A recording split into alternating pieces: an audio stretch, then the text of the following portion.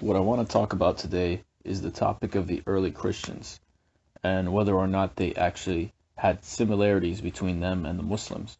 Were they more similar to the Muslims or to the Christians? So I'm going to start my analysis by showing you that the early Christians actually, first of all, they were Jewish Christians, right? Obviously, they were all Jews. And we know from history that the main church that was established by Jesus, which was in Jerusalem, still followed the laws, right? The Torah laws. And you can actually find this even in the church history, right? This is the Catholic Church wrote this history book. And you can see here, there were 15 bishops in succession, all of whom were said to have been of Jewish descent. And they received knowledge of Christ and purity, so that they were approved by those who were able to judge in such matters. And as you can see here, they were the bishops of the circumcision, right? Meaning that they still followed the law. And as you can see here from St. Paul, I tell you that if you let yourselves be circumcised, Christ will be of no value to you at all.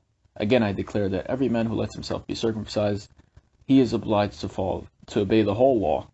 Okay, so I'm not just making this up, right? If you did get circumcised, it implies also that you were following all the laws, not just getting circumcised. When somebody says of the circumcision, it doesn't mean just circumcision. Okay, so that's very interesting, right? The early Christians did not believe that the law had ended, right? And you can find here from Jesus himself, do not suppose that I've come to throw down the law or the prophets. I did not come to throw them down, but to fulfill them.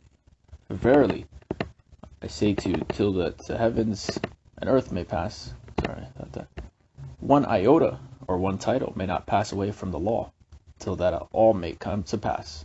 So, whoever may lose one of these commandments, he shall be called the least in heaven. And for I say to you that if your righteousness may not abound above that of the scribes and the Pharisees, you may not enter to the reign of the heavens. So the point I'm trying to make here is this. Now, Christians, I think they misunderstand this verse. Basically, he's saying, do not think that I come to throw down the law. I come to fulfill it. Now, what they say is fulfill means now we don't have to follow it anymore because he fulfilled the law. But they don't understand here that he's saying the law or the prophets. What is the prophets? Do you even know what this means? So if this was spoken in Hebrew, if we had the original words he used, he would most likely be saying the Torah and the Nabuim. In the understanding of Jews, this means the book, the Torah, and the Nabuim, which is the other parts of the Bible, right? I can find it right here. Jewish. I'm going to use the word Bible because I forgot what they call it. The Tanakh? I don't know. Maybe I shouldn't have went through all this. Yeah, there you go. Torah and Nevi'im, which means the prophets, right? So basically what he's saying is not, oh, I come to fulfill the prophets. How do you do that? You fulfill the prophecies within it. That's what he means by fulfill. And one iota, not even anything of the law should be passed away until all of the prophecies in it are fulfilled, right? And for example, they believe Jesus will rule the world one day, right? And establish the kingdom. That did not happen yet, so you cannot say that these laws are over, right? They did not come down to throw it down. They misunderstand this and say, oh, it means that we don't have to follow it anymore because he was the last sacrifice or whatever. And it doesn't seem at all that his own followers understood it this way. And you can find that right here. And James, who was the leader of the Jesus movement, not Paul. Paul never met Jesus, so he does not have supreme authority. James does. And he says, when I arrived at Jerusalem, I met James, who was the leader of the church. And as you can see here, they praised God and they said to Paul, you see, brother, how many thousands of Jews have believed, and all of them are zealous for the law. Interesting, right? You don't find that from the writing of Paul. He says the opposite usually. they have been informed that you teach all the Jews who live among the Gentiles to turn away from Moses, telling them not to circumcise their children or to live according to our customs. He's clearly telling him, look, you're teaching something different from me. So, and Christians always follow what Paul says. He's clearly at odds with the leader of the church, James. James is the brother of Jesus. So how can you take him as the supreme authority, Paul, over him?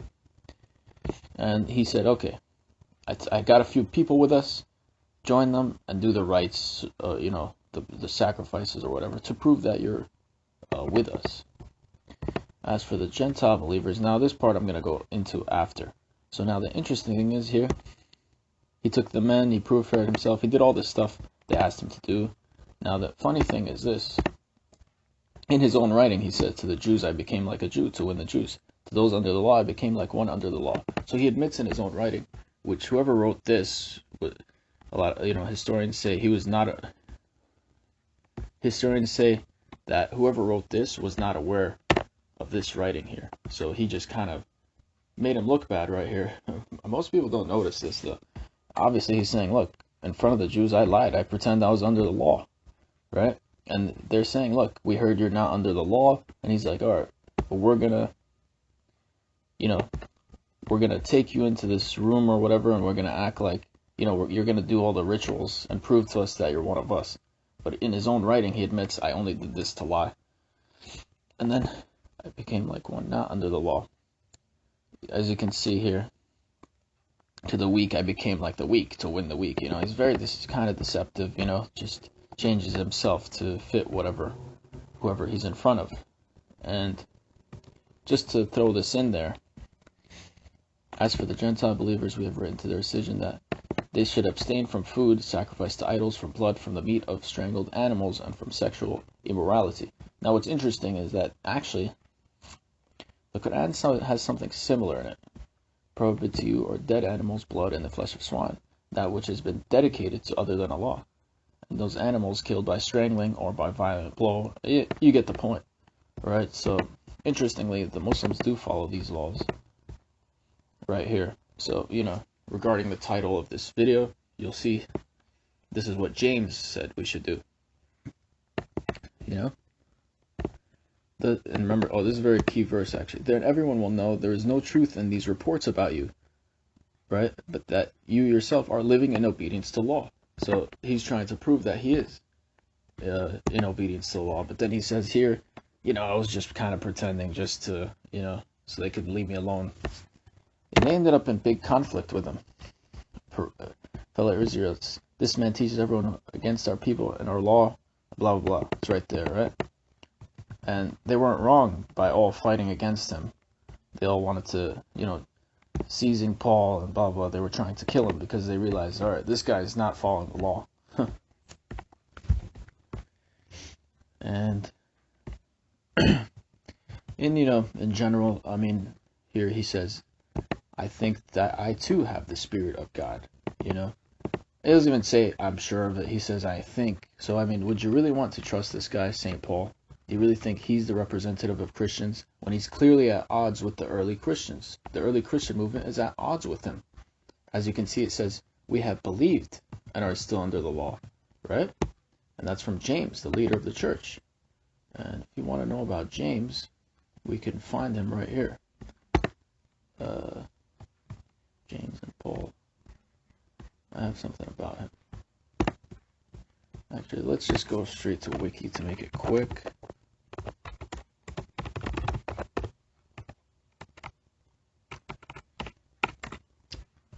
Just so you can get an idea here of who he is. James, along with others, Jesus, were not biological, blah, blah, blah. There you go. Leader of the Jerusalem church. This is even in Paul's writing. Look, Paul was affiliated with this community. He describes it in this verse right here. That he describes that James was the leader of the church, So this isn't like my interpretation. Paul himself admits that James was the leader of the church, and he calls him the brother of Jesus. Okay, so I'm not just... You don't really hear about James a lot because, I guess they don't really follow him. They follow Paul. And as you can see, the 15 bishops after, this is a problem in my opinion for Christianity, is that early